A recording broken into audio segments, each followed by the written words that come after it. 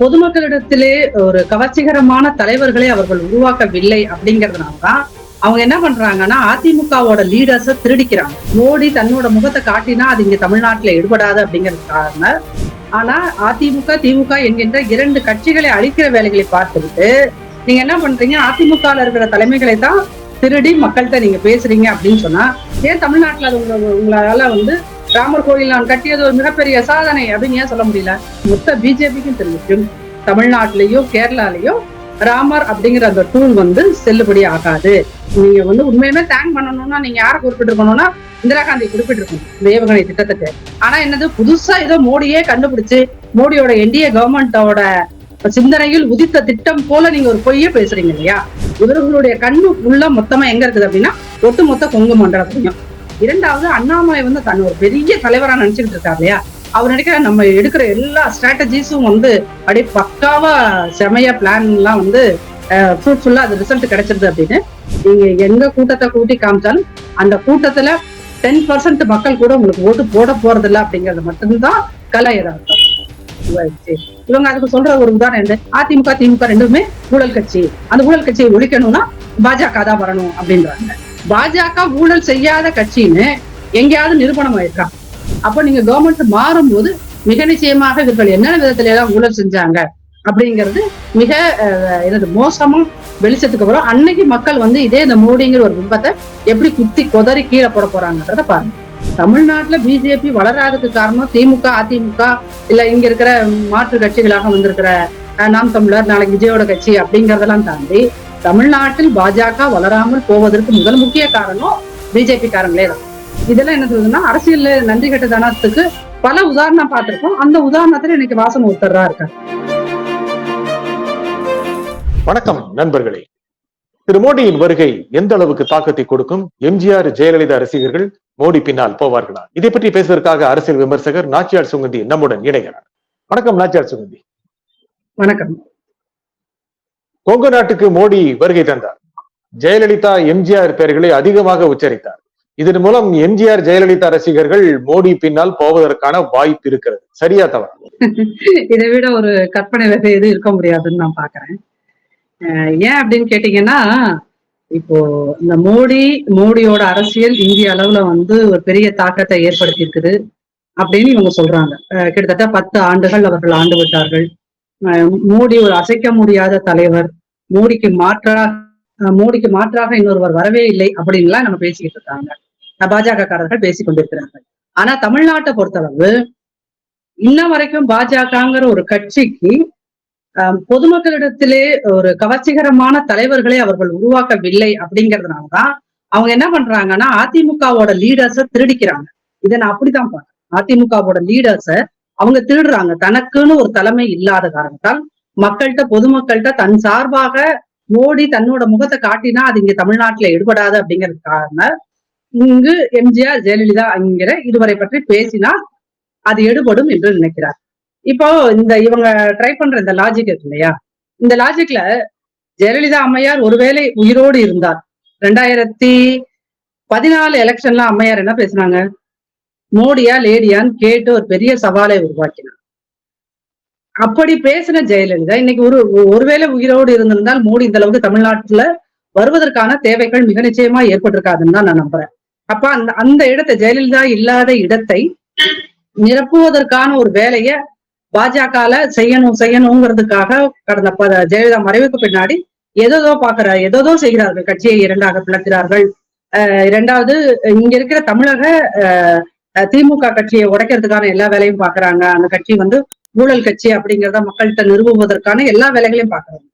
ஆனா அதிமுக திமுக என்கின்ற இரண்டு கட்சிகளை அழிக்கிற வேலைகளை பார்த்துக்கிட்டு நீங்க என்ன பண்றீங்க, அதிமுக இருக்கிற தலைமைகளை தான் திருடி மக்கள்கிட்ட நீங்க பேசுறீங்க அப்படின்னு சொன்னா இதுல என்ன தெரியுது அப்படின்னா, பாஜக என்கின்ற கட்சி புதிய தலைமுறை இன்னைக்கு ஒரு ஓட்டு எடுப்பெல்லாம் கருத்து கணிப்பெல்லாம் நடத்தி சொல்றாங்க பாத்தீங்களா, 15% வென்று விடுவார்கள், 18% வென்று விடுவார்கள் அப்படிங்கறதுலாம் நீங்க இன்னுமே ஒரு அந்த டபுள் டிஜிட் எல்லாம் தமிழ்நாட்டுல தொடுவதற்கு பல காலம் ஆகும் அப்படிங்கறதான் நீங்க அடுத்த கட்சியோட தலைமைய திருடி நீங்கள் மக்கள் முன்னாடி காண்பிக்கிறது அப்படிங்கிறது.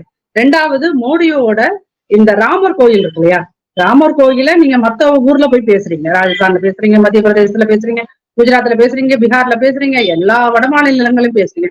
ஏன் தமிழ்நாட்டுல அது உங்களால வந்து ராமர் கோயில் நான் கட்டியது ஒரு மிகப்பெரிய சாதனை அப்படின்னு ஏன் சொல்ல முடியல? ஏன்னா உங்களுக்கு முன்னாடிங்கிற அந்த தலைவருக்கு தெரிஞ்சிருக்கு எங்க எந்த சரக்க வித்தா அது செல்லுபடியாகும் அப்படின்னு அவர் இடத்துக்கு ஏத்த மாதிரி பொருள்களை விற்க ஆரம்பிச்சிருக்க ஒரு நல்ல மார்க்கெட்டிங் லீடரா தான் அவர். இங்க ராமர் பக்தர்கள் இருக்கிறாங்க, இங்க இருந்து அயோத்திக்கெல்லாம் போனாங்க, அது சொல்ல அவசியம் இருக்குன்னு நினைக்கிறீங்களா?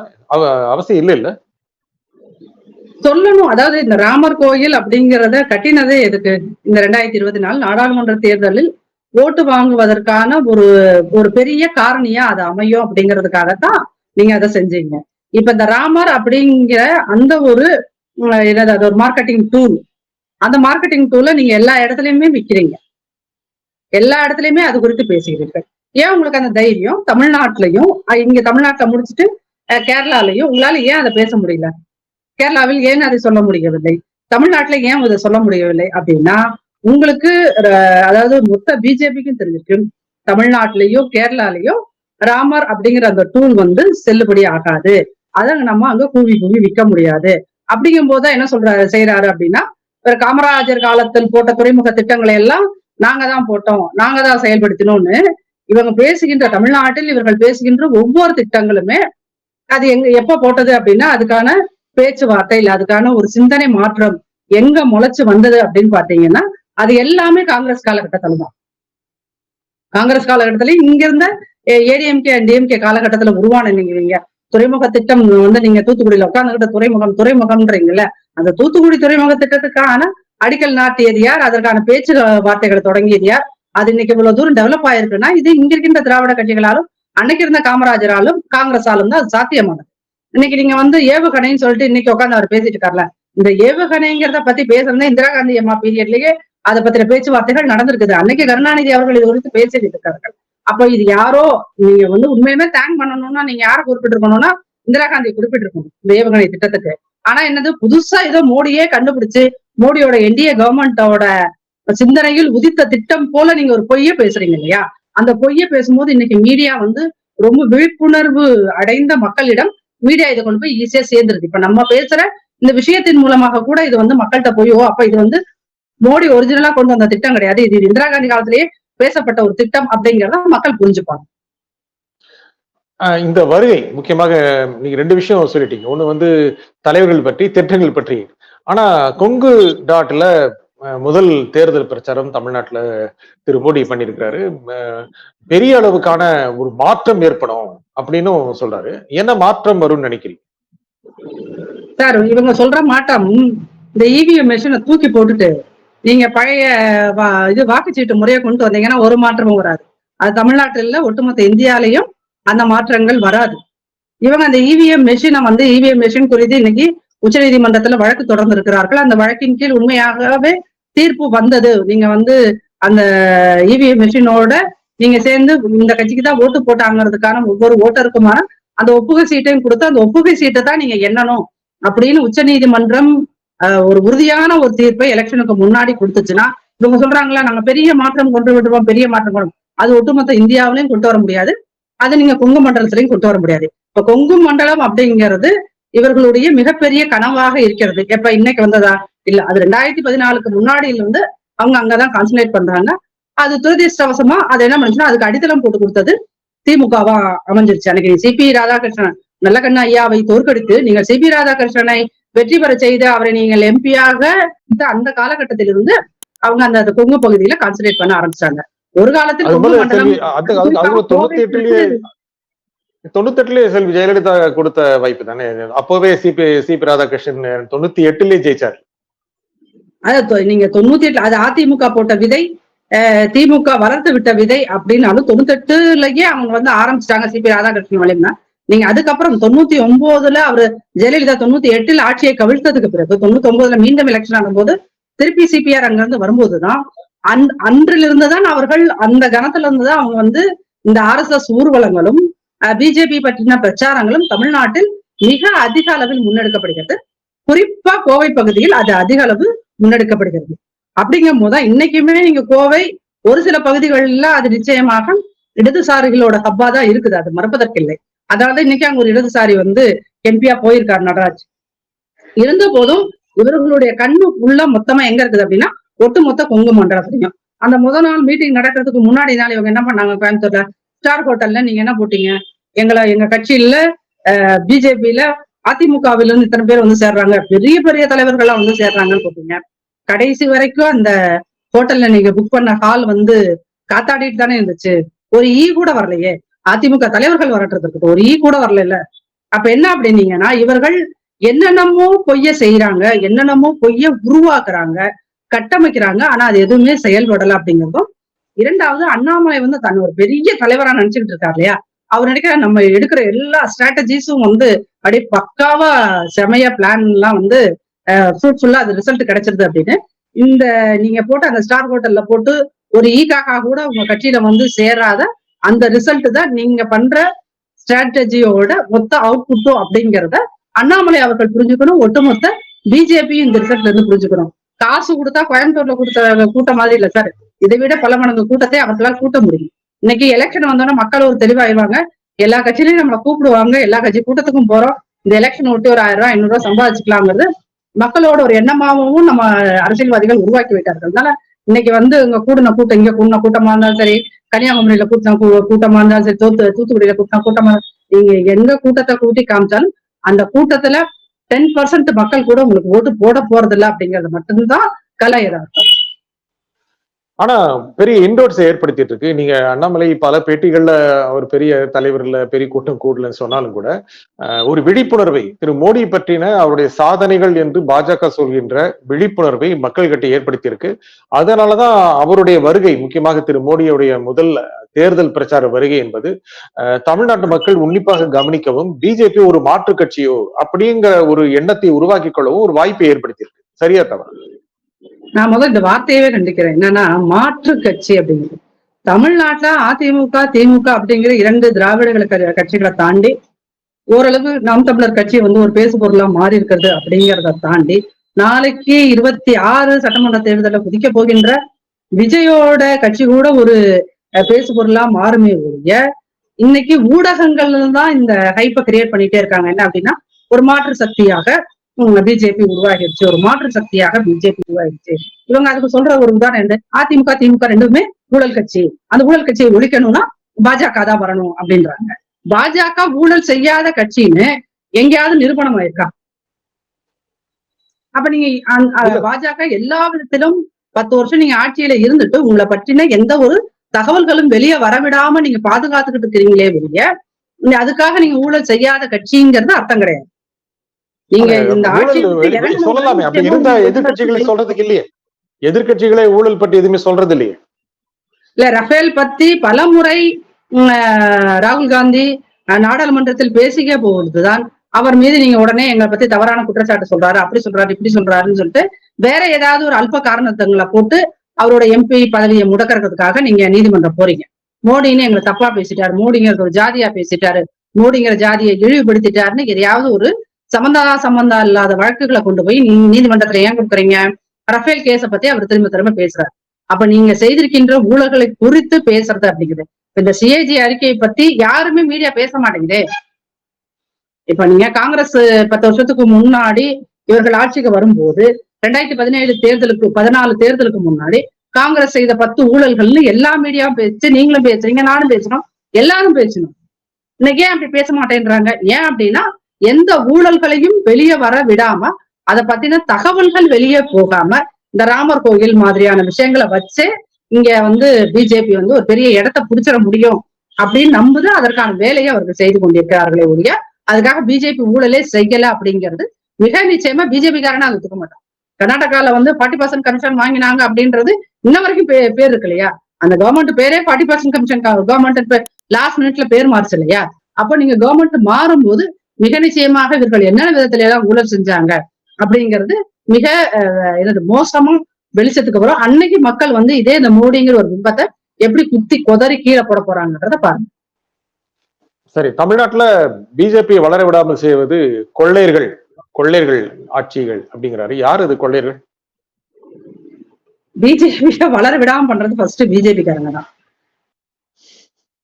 ஏன்னு கேட்டீங்கன்னா பிஜேபியில வந்து ஒரு மரியாதைக்குரிய தலைவர் அப்படின்னு யாராவது இருக்காங்களான்னு பாத்தீங்கன்னா, பிஜேபியில இப்ப சும்மா ஒரு 6 மாசம் ஹிஸ்டரி மட்டும் எடுத்து பாருங்க. கடந்த 6 மாசங்கள்ல பிஜேபியில சேர்ந்தவங்க யாராருன்னு பாத்தீங்கன்னா, கொலை வழக்குகளில் மாட்டி தண்டனை பெற்றவர்கள், புகழ்பெற்ற ரவுடிகள், இவங்க எல்லாம் தான் பிஜேபியில சேர்ந்திருக்காங்க. சரி, பிஜேபி பர்சன்ஸ் சொல்லிட்டு மீடியால முகம் காட்டுறவங்க இருக்காங்கல்ல, அவங்க என்ன மாதிரியான வார்த்தைகளை பிரயோகிக்க பண்ணுவாங்க? ஒரு மத்திய அமைச்சர், நிதி அமைச்சர் தமிழ்நாட்டுக்கு வராங்க, அவங்க என்ன மாதிரி மீடியால பேசுறாங்க?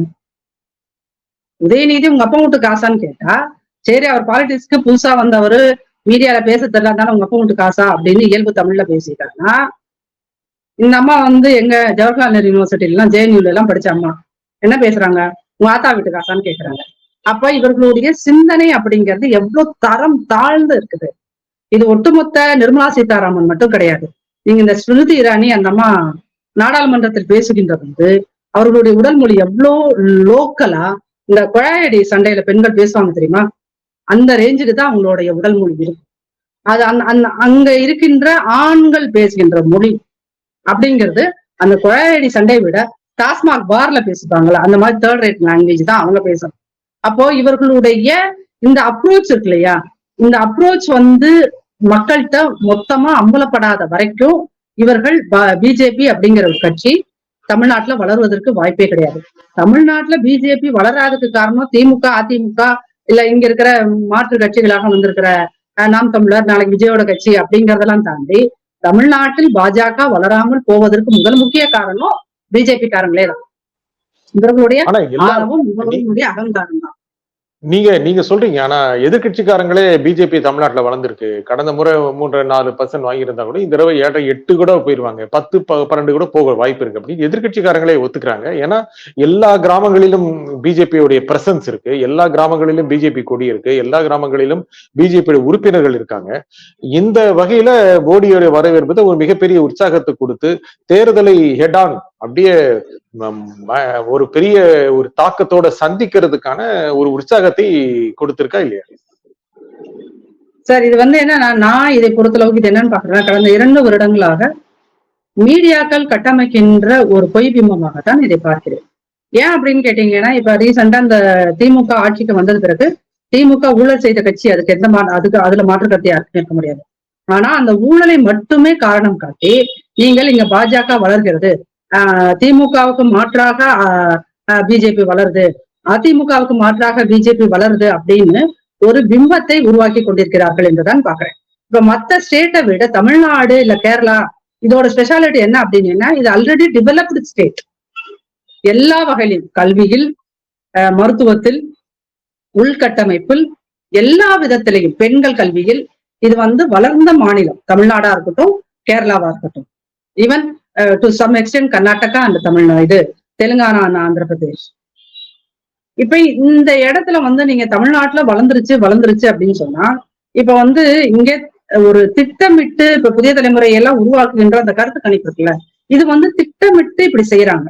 இது இப்படி எல்லாம் மக்கள்கிட்ட கொண்டு போய் ஒரு கருத்துருவாக்கத்தை திரும்ப திரும்ப திரும்ப ஒரு பொய்ய வந்து 10 தடவை சொல்லிக்கிட்டே இருந்தா அது உண்மையாயிடாதா அப்படிங்கிற ஒரு உருவுதல். இப்ப நீங்க சொல்றீங்கல்ல 7-8% வரைக்கும் அது போயிடும், டு சம் எக்ஸ்டென்ட் அது டபுள் டிஜிட்ல கூட மாறுறதுக்கு வாய்ப்பு இருக்குது. ஏன்னா அவங்க எதிர்கட்சிகளே சொல்றாங்க. எதிர்கட்சினா நீங்க எந்த கட்சியை சொல்லுவீங்க? காங்கிரஸ் சொல்லுதா? இல்ல, எதிர்கட்சியினரே பிஜேபி வளர்ந்திருக்கலாம், வளரக்கூடிய அளவுக்கு இருக்கலாம், ஆனால் வந்து அது ஆட்சியெல்லாம் பிடிக்க முடியாது.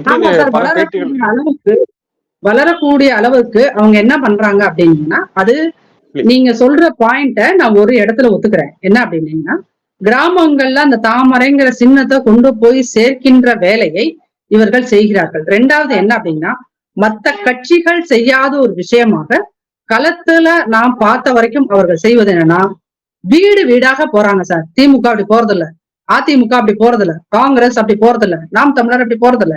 இவங்க எலெக்ஷன் தொடங்குறதுக்கு 1.5 வருஷத்துக்கு முன்னாடியே வேலைகளை ஆரம்பித்து விட்டார்கள். கிராமம் கிராமமாக போகிறார்கள். அவங்கள மாதிரி இன்னைக்கு ஒரு உண்மை நம்ம ஒத்துக்கணும், பிஜேபிக்காரன் அவனுடைய தத்துவம் கேவலமான தத்துவம், அவனுடைய சித்தாந்தம் கேவலமான சித்தாந்தம், அதுல யாருக்கும் மாற்று கருத்து கிடையாது. ஆனா அவங்கள மாதிரி இன்னைக்கு ஒர்க் பண்றதுக்கு ஆளு இல்லை. அவன மாதிரி தெரு தெருவா போய் டெடிக்கேட்டடா ஒர்க் பண்றது மத்த எந்த கட்சியிலயும் இல்ல அப்படிங்கிற இடத்துல அவங்க ஜெயிச்சிடுறாங்க. அதுக்காக அவங்க வந்து டபுள் டிஜிட்ல வந்துருவாங்க, இத்தனை பர்சன்டேஜ் வந்துருவாங்க, அத்தனை பர்சன்டேஜ் வந்துருவாங்க, 10 வருஷம் கழிச்சு இங்க பிஜேபி ஆட்சியில உட்காந்துரும், அண்ணாமலை வந்து சிஎம் ஆயிடுவாரு அப்படின்லாம் வந்து ஒரு கதைகளை நாமளே உருவாக்குவது அப்படிங்கிறது அது ஒட்டுமொத்த தமிழ்நாட்டின் வளர்ச்சிக்கும் அது ஆபத்தானது. ஏன் அப்படின்னீங்கன்னா, பிஜேபிங்கிற ஒரு கட்சி இங்க வந்ததுன்னா ஆல்ரெடி ஒரு டெவலப்டா இருக்கிற ஒரு ஸ்டேட்டை வந்து எல்லா வகையிலும் அவர்கள் பின்னோக்கி தான் தள்ளுவார்களே ஒழிய, இனிமேல் பிஜேபி இங்க புதுசா வந்து நமக்கு மெடிக்கல் காலேஜ் கொண்டு வர போறாங்களா? இனிமேல் இங்க பிஜேபி உங்களுக்கு வந்து தமிழ்நாடு முழுக்க கல்லூரிகளை உருவாக்க போறாங்களா? இங்க எல்லாமே ஆல்ரெடி வந்து அது ஆங்கிலேயர் காலத்திலேயே இங்க உருவாக்கப்பட்ட ஒரு பெரிய செட்டப் இருக்கு. அதன் பிறகு காமராஜர் வந்தார், அதன் பிறகு எம்ஜிஆர், அதன் பிறகு கருணாநிதி அவர்கள் என்று இங்க வந்து ஒரு மிகப்பெரிய செட்டப் எல்லா வகையிலும் உருவாயிடுச்சு. இங்க பிஜேபி வருவதற்கு வந்து செய்ய வேண்டிய வேலைகள், நாங்க தமிழ்நாட்டுல இதை செஞ்சிட்டோம், தமிழ்நாட்டுல அதை செஞ்சிட்டோம்னு சொல்லி கிளைம் பண்றதுக்கான எந்த விஷயங்களும் ஃபியூச்சர்ல இருக்க போறது கிடையாது. அப்படிங்கும் போது நீங்க மத்திய அரசா நீங்க கொடுக்க வேண்டிய எங்களோட வரி பணத்தை ஒழுங்கா கொடுத்தாலே இந்த அரசாங்கத்தின் மீது ஒரு மதிப்பு மக்களுக்கு வரும். இப்ப வந்து நீங்க இப்படி ஒரு பிரச்சாரத்தை எடுத்து போனா, நாங்க வளர்ந்துருவோம் அப்படிங்கிற ஒரு பிரச்சாரத்தை எடுத்துட்டு போனா, இங்க திரும்பி ஒரு பிரச்சாரம் முன்னெடுக்கப்படும் மற்ற மாற்றுக் கட்சியினரால, எதிர்கட்சியினரால. என்னது, நாங்க கொடுக்குற காசை வந்து கவர்மெண்ட் எங்களுக்கு திருப்பி கொடுக்கறது இல்லைங்கிறது இந்த ஒரு பிரச்சாரம் போதுமே. எல்லா இடத்துலயுமே என்ன அப்படின்னீங்கன்னா காசுதான் பிரச்சனை.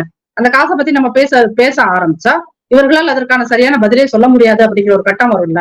அதனால இது வந்து என்னன்னா, மீடியாக்கள் கொஞ்ச நேரம் எல்லாரும் ஐயா சாமிகளா தயவுசெய்து நீங்க கொஞ்சம் சும்மா இருந்தா போதும், புதிய தலைமுறை மாதிரியான சேனல்ஸ் கொஞ்சம் சும்மா இருந்தா போதும். இந்த மாதிரியான கட்டுக்கதைக்கு அது டபுள் டிஜிட் 15, 18 அப்படின்னே நீங்க அந்த அப்புறம் இந்த இப்போ ஒரு ஸ்ட்ராட்டஜிஸ்ட் ஒருத்தர் இந்த 10 வருஷமா அன்னைக்கு இந்தியா ஃபுல்லா சுத்திட்டு இருக்கார், பிகேன்னு ஒருத்தர், பிரசாந்த் கிஷோர் சொல்றதுதான் இங்க சத்தியம், பிரசாந்த் கிஷோர் சொல்றதுதான் இங்க நடக்கும் அப்படின்லாம் அரசியல் எதுவுமே கிடையாது. கீழே டீ கடையில உட்காந்து அரசியல் பேசி, தினத்தந்தி பேப்பரை படிச்சுட்டு அரசியல் பேசி தமிழ்நாட்டு அரசியலை கணிக்கிற ஒரு சாதாரண விவசாயியை விட பிகே அப்படிங்கிறவர் வந்து ஒரு உலக அரசியலேயே கற்றுக் கொடுத்த ஒரு மிகப்பெரிய அறிவாளி அப்படின்னு நாம நினைக்கிற வரைக்கும் இங்க வந்து பிகே மாதிரியான ஆட்கள் தமிழ்நாட்டுல அது 15% உருவாகும், 15% பிஜேபி வந்துரும் அப்படின்னு வந்துருமோ நம்ம 4 தடவை நினைச்சாலே அது வருவதற்கான வாய்ப்புகள் உண்டு. அதனால வந்து பிரசாந்த் கிஷோர் மாதிரியான ஆட்களை நம்ம அறிவாளியே பாக்குறதுன்னு நிறுத்தணும். சரி, கூட்டணி பிஜேபி கூட்டணி ஒரு மாதிரி செட் ஆயிடுச்சு அப்படின்னு நினைக்கிறீங்களா? ஒரு முக்கியமாக வாசன் வந்துட்டாரு, பாரிவேந்தர் வந்துட்டாரு, ஏசிஎஸ் வந்துட்டாரு, ஜான் பாண்டியன் வந்துட்டாரு, தேவநாதன் யாதவ் வந்துட்டாரு. இதுவே அவங்க இன்னும் கூட எதிர்பார்த்துட்டு இருக்காங்க பாமக வரும், தேமுதிக வரும் அப்படின்னு. ஒரு ஃபார்மிடபிளான ஒரு அச்சுறுத்தக்கூடிய எதிர்கட்சிகளுக்கு ஒரு பெரிய சவால் விடக்கூடிய. நான் சொல்லும்போது நீங்க சிரிக்கிறீங்க, அந்த கேள்வியோட முடிக்க விடல நீங்க. இல்ல நீதன் சார், நீங்க வந்து கிட்டத்தட்ட எத்தனை வருடங்கள் இந்த மீடியா பத்திரிகை ஊடகங்கள் இருக்கீங்க இல்ல, நீங்களே சொல்லும் போது உங்களுக்கே சிரிப்பறது வந்துட்டு அச்சுறுத்தக்கூடிய கூட்டணி யாரு? தேவநாதன், ஐஜேகே காரரு, ஜான் பாண்டியன், அப்புறம் இங்க ஏசிஎஸ், இவங்க எல்லாருமே பாருங்க. ஏசிஎஸ் என்னது, கல்வி தந்தை என்கின்ற பேரில் பெரும் கோடி சொத்துக்கள் வச்சிருக்கிறாரு. ஐஜேகே பாரிவேந்தர் யாரு, அவரும் வந்து எஸ்ஆர்எம் ஒரு யூனிவர்சிட்டியை உலகம் ஃபுல்லா பல இடங்கள்ல நிறுவி பல லட்சம் கோடி சொத்து வச்சிருக்கிறது. அவங்கவுங்க சொத்தை காப்பாத்திக்கிறதுக்காக போய் இங்க உட்கார்ந்துருக்காங்களே ஒழிய, ஐஜேகே பாரிவேந்தருக்கு வந்து எப்படி அவர் போய் நின்னாலே ஒரு 10% ஓட்டு கிடைச்சிருமா சார் தமிழ்நாட்டுல? ஏசிஎஸ்க்கு ஒரு 10% கிடைச்சிரும்.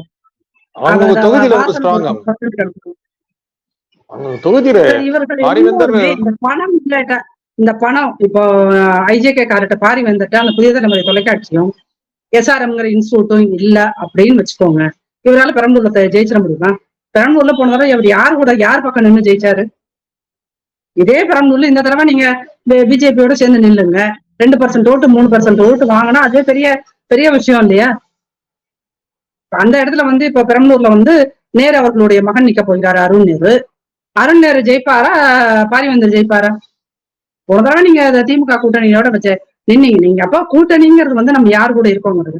தேவநாதன்ங்கிற பேரு வந்து இந்த மெட்ராஸை தாண்டி எத்தனை பேருக்கு தெரியும் சார்? அப்ப இதெல்லாம் இருக்குல்ல, நீங்க கூட்டணியில வந்து யார் இருக்காங்க? அந்த லாஸ்ட் டைமே வந்து ரொம்ப பெரிய ஒரு டஃப் ஃபைட் கொடுத்தாரு. ஒத்தி வைக்கப்பட்ட தேர்தலில் ஏசிஎஸ் கதிர் ஆனந்துக்கு ஒரு பெரிய டஃப் கொடுத்தாருல லாஸ்ட் எலெக்ஷன். சார் நீங்க வந்து டஃப் கொடுக்கலாம், பட் ஜெயிக்க முடிஞ்சதா? நீங்க கதிரானந்த் அந்த இடத்துல எலெக்ஷன் நிக்க வச்சு பலி பணம் வச்சிருக்காரு. அப்ப அவரு பணம் வச்சிருக்காரு, துரைமுருகன் வந்து அங்க பணத்தை இறக்குனாருன்னா ஏசிஎஸ் வந்து ஒண்ணுமே இறக்காம வெறும் கையெழுத்து மக்கள்கிட்ட கும்பிட்டே ஓட்டு வாங்கினாரா? அது இருக்குல்ல. அப்ப என்னன்னா திருடன்லாம் பெரிய திருடன் யாரு, சின்ன திருடங்கிறத மக்கள் எல்லாத்தையும் புரிஞ்சு வச்சுதான் இருக்காங்க.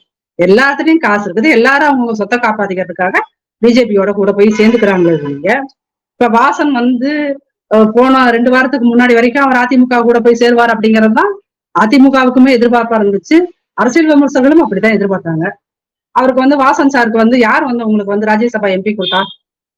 ஏடிஎம்கே குடிச்சா, பிஜேபி குடிச்சா?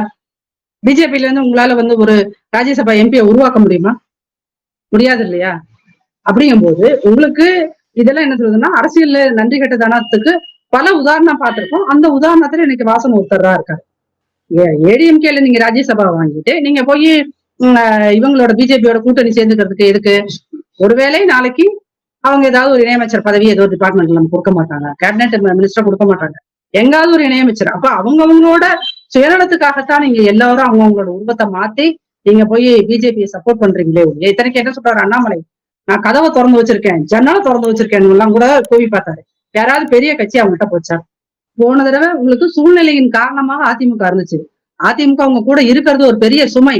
உங்களாலதான் அவர்களுக்கு வந்து இஸ்லாமியர்களை ஓட்டு, கிறிஸ்தவர்களை ஓட்டு, பட்டியலினத்தோட ஓட்டு கிடைக்க மாட்டேங்குது அப்படின்னா அவங்க பிரிஞ்சு வந்துட்டாங்க. இப்ப நீங்களே கெஞ்சி பாத்தீங்க, மிரட்டி பாத்தீங்க, என்னென்னமோ பண்ணீங்க, ஏடிஎம்கே வரல. பாமக இந்த செகண்ட் வரைக்கும் எந்த பக்கம் போகுதுன்னு தெரியல. ஆனா மிக நிச்சயமா அவங்க அதிமுகவோடு தான் போவார்கள் என்று நான் நம்புகிறேன். அதான் நடக்கும். தேமுதிகவும் அதான் நடக்கும். அப்படிங்கும்போது நீங்க வந்து தேவநாதன் சேர்ந்துட்டாரு, ஐஜேகே பாரிவேந்தர் சேர்ந்துட்டாரு, ஏசிஎஸ் சேர்ந்துட்டாருன்னா இவங்க எல்லாத்துலயும் காசு இருக்கு சார், ஓட்டு வருமா? காசை வச்சு ஓட்டெல்லாம் நீங்க மக்கள்கிட்ட வாங்க முடியாது. இந்த மாதிரி சின்ன சின்ன லெட்டர் பேட் கட்சிகள் யாரோட போய் சேர்றாங்க அப்படிங்கறத பொறுத்துதான் அவங்களுடைய பலன் இருக்குமே ஒழிய அவங்களுக்கான பெரிய ரிசல்ட் கிடைக்குமே ஒழிய இவர்கள் பிஜேபியோடு சேர்றதுனால பிஜேபிக்கு 5 பைசா லாபம் கிடையாது. வேணா இவங்க ஆளுக்கு ஒரு 100 கோடி காசு கொடுக்கறதுனால அவங்களுக்கு லாபமா இருக்குமே ஒழிய எந்த வகையிலும் அது பிஜேபிக்கு லாபம் கிடையாது, பிஜேபியால இவங்களுக்கு லாபம் கிடையாது.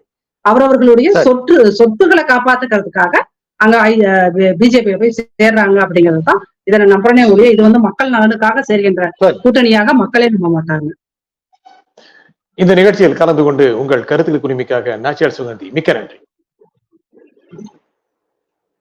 மீண்டும் ஒரு நிகழ்ச்சி சந்திப்போம். நன்றி, வணக்கம்.